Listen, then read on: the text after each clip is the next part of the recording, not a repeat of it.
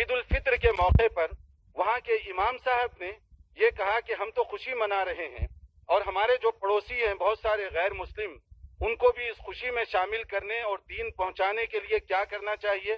تو انہوں نے یہاں سے جو منگائے ہوئے قرآن کریم کے انگریزی میں ترجمہ شدہ نسخے تھے انہوں نے عید کی نماز کے ساتھ اعلان کیا کہ عید کا تحفہ غیر مسلموں کو دینے کا ایک بہترین طریقہ یہ ہے کہ ہر آدمی اپنی طرف سے کم 5 غیر مسلموں تک آج عید کی مناسبت سے نسخہ دے دے تاکہ قرآن بھی اس کو پہنچ جائے اور عید کی مبارکباد بھی اس کو ہم دے سکیں. تو اس طرح سے قرآن کریم پہنچانے اور دینے میں کوئی حرج نہیں ہے، لیکن اس کے ساتھ اگر دوسرے نسخے بھی دوسری کتابیں بھی دی جائیں تو وہ ایک بہتر شکل ہوگی.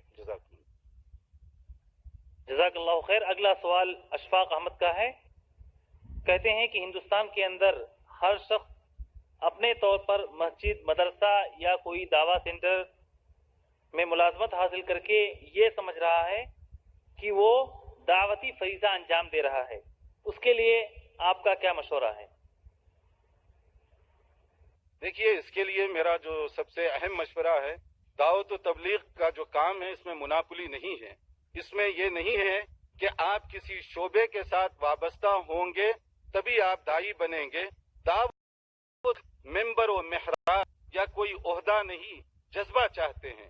اگر آپ کے اندر جذبہ ہو تو آپ چاہے جس فیلڈ میں کام کریں، چاہے وہ میڈیکل فیلڈ ہو، آپ اپنی سرجری میں بیٹھے پیشنٹ سے بات کر رہے ہیں تو آپ دین کے حوالے سے بھی گفتگو کر سکتے ہیں. جیسے اس کی میں ایک مثال دیتا ہوں کہ ابھی ماضی قریب کے اندر انگلستان میں ہونے والا کہ اس کے اندر یہ کہ کچھ مریض ایسے آئے جن پر یہ تھا کہ وہ ذہنی اسٹریس، ذہنی دباؤ، ڈپریشن وغیرہ اس طرح کی چیزیں جو ہے اس کے اندر وہ مبتلا ہیں.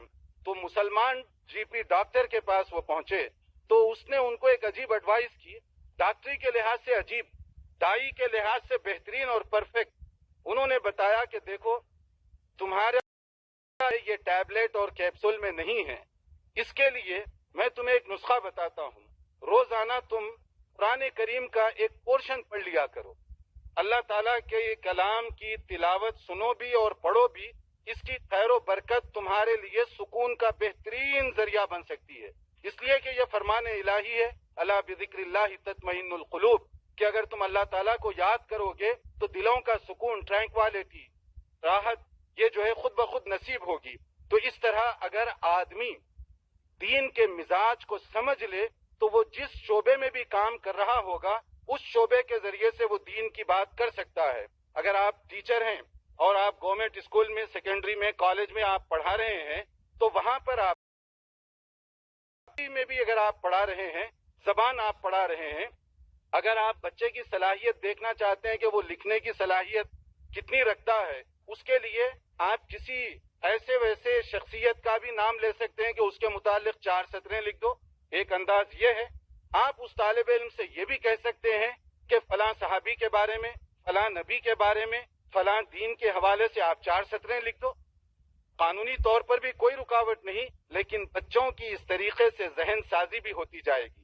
اسی طرح سے اگر کوئی آدمی کسی اور شعبے میں کام کرنے والا ہو تو وہ اس شعبے کے ذریعے سے دین کا کام کر سکتا ہے، لیکن شرط یہ ہے کہ وہ خود دین سے زیادہ.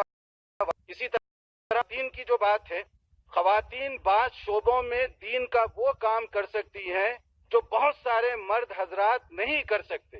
خاص طور پر خواتین کی جو ویمنز کمیونٹی ہے ان کے اندر اگر ایک بہن اچھی طرح سے دین کو سمجھ لے تو وہ بہت سو کو دین کے قریب لا سکتی ہے، بہت سو کو وہ کنونس کر سکتی ہے، جیسے کہ دنیا کے مختلف علاقوں میں اس وقت یہ بات ہو رہی ہے.